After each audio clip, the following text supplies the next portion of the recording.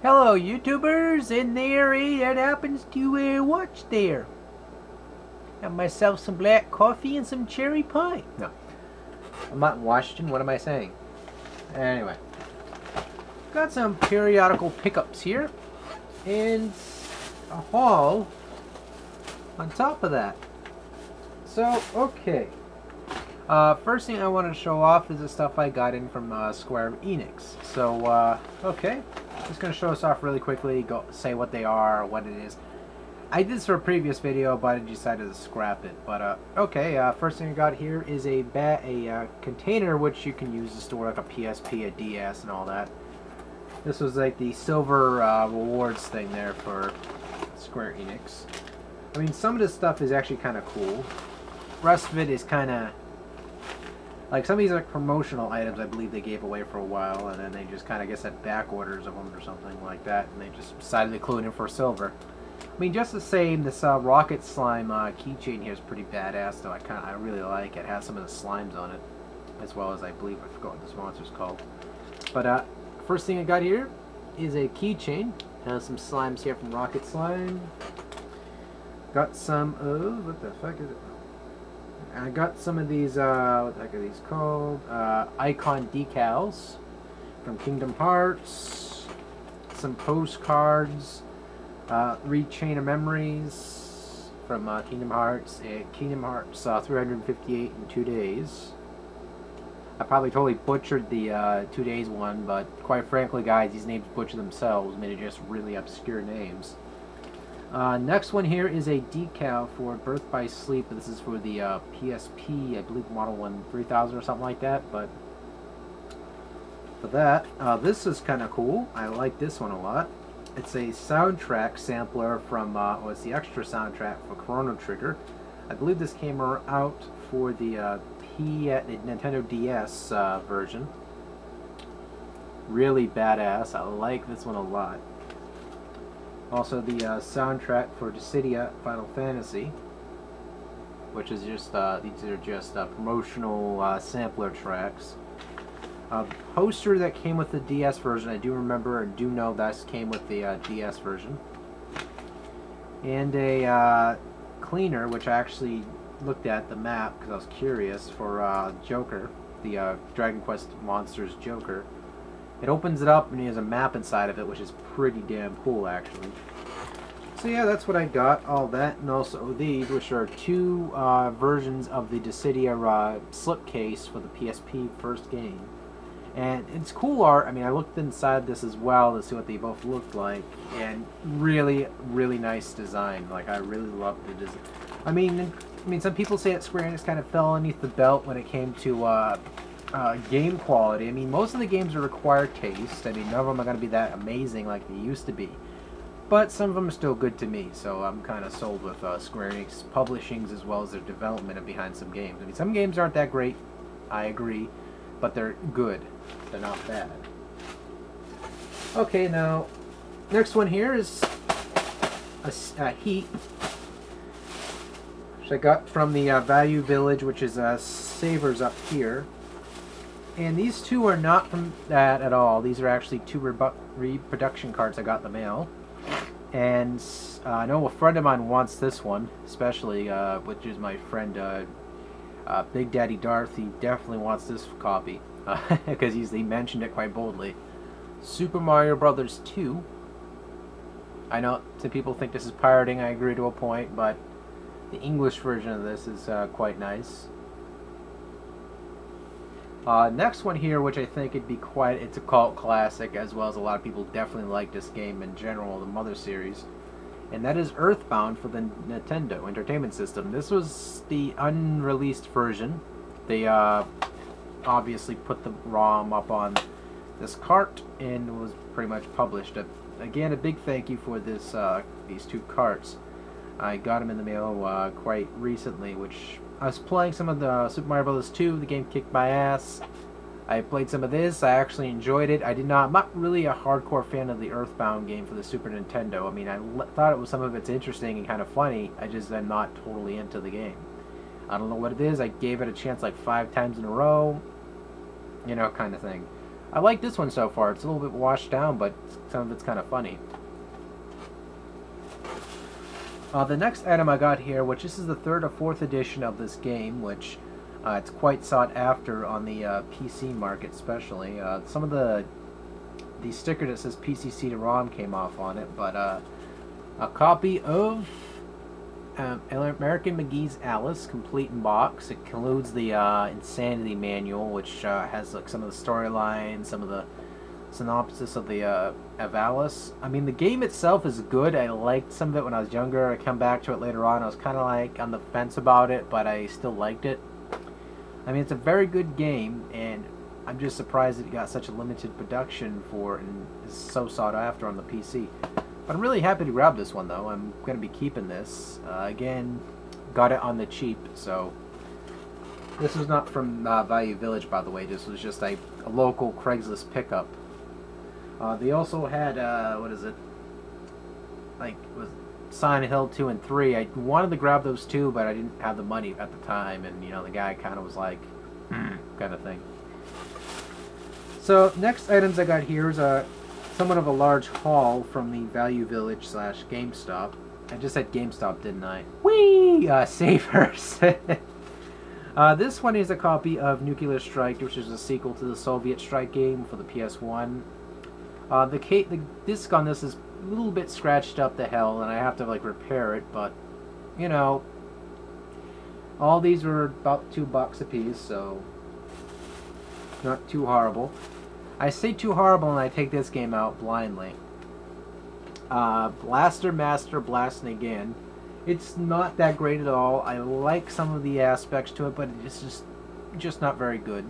You have to be really dedicated to the series to even get that one.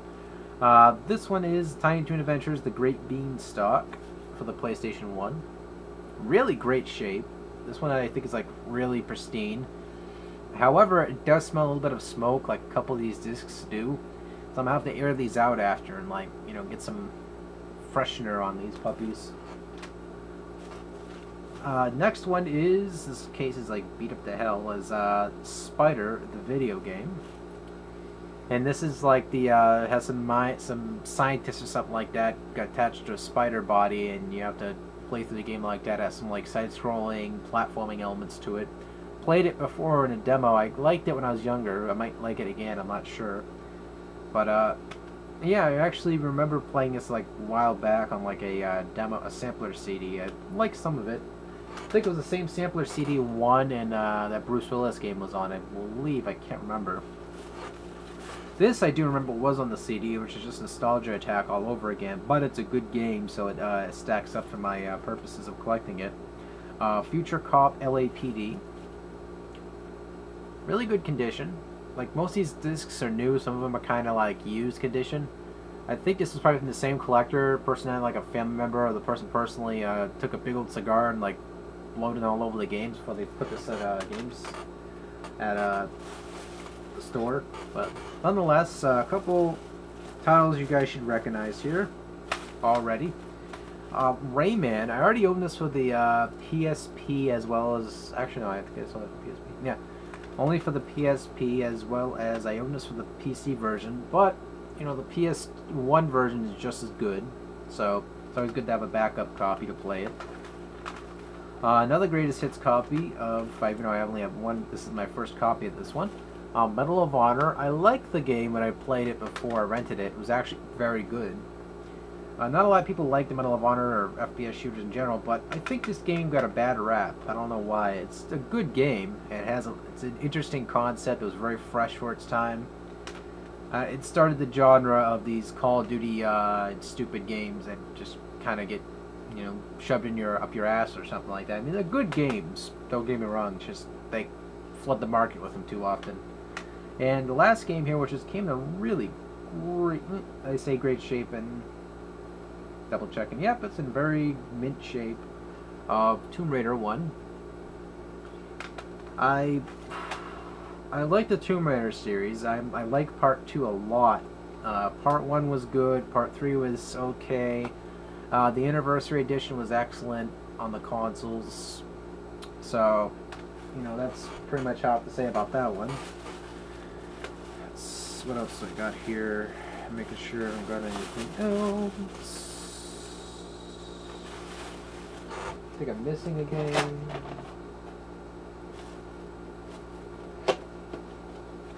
Oh no, it's on my bed. I was like freaking out for a minute there. I was like, oh, where the fuck did that go? Next game I got here, which is a little bit sought after. It's a little rare. It's Strikers 1945 on the PlayStation 1. Again, this is, I think, a really somewhat sought after game on the PlayStation 1. It's a shmup. It's not one of those, you know, first-person things. A lot of people don't like the simulators too much, but this one is a shmup. Very good one, published by Age Tech. And again, I was just really... At first, I didn't remember it, so I had to, like, get a price checked up. So I was like... And they told me, I was like, oh, this is the one. So I was like, whoop, you know, kind of thing there. And again, it's just really cool, sick, and badass to be able to grab this game, too. I mean, I remembered the name, I just couldn't think of where the fuck I remembered it from, so I was just kind of like sitting there going, you know, the gears were turning, but the mouse wasn't thinking about it, you know, just... I got this one, which I don't know why, I just remember seeing this so many bloody times, I just had to give it a shot, because I never tried it once, and the price, you know, again, not too much, buy two, get one free, so, you know, this was kind of the freebie one. It's just, No One Can Stop Mr. Domino. It's a puzzle game with some action elements to it. Again, I wanted to try it. I was really curious about it. It was a buy two, get one free. So. This one is, I do remember this one being somewhat of a cult classic. It's Dead in the Water. And again, it was like, it's sort of like Wave Racers a little bit. It's a good game. It's not that horrible. It's just some of the elements might turn some people off, but at the same time, it's a really good game. So, I played this one a long time ago. And the last one here, which is the main one I was actually interested in at first, was oh, this one I, you know, paid $3 for. It was like $1 extra. I didn't mind. And this one is, I was really excited to find this one. I mean, it's affordable as hell on eBay. But again, it was still badass to see this game with my eyes lit up, because I wanted this game when I was a kid, and they were usually sold out. Like where I used to, the stores were like $34 and all that. My folks at the time, you know, were like, no, looks too violent, even so it says E for everyone. Irony. And again, it was really badass, and I'm stalling a little bit here, but it's from the creators of, what is it called? So yeah, I don't want to look at the case and find out the name, but I guess I have to break the vow here of trying to guess it. Out of This World. There we go. I was trying to think. But again, really awesome. It was the Heart of Darkness. Now this game, look at the back of it. Oh, so many memories playing this in the rentals. I mean, again, most of these games that we couldn't really afford the retail for, we just got it rented for a while until in the future, because we knew the games would drop down. And this game right here, I would consider one of the I think it would be one of the most sought after games, I believe, for the PlayStation 1, because of the fact that it's a very original style. It's just a really great game. It's just not a lot of people show this one any love whatsoever. So if you guys are into collecting PlayStation 1 games, you do not own this game, and you actually want to invest in the PlayStation 1 and find out good games to start off with, this one's affordable, very affordable. Definitely pick up this one.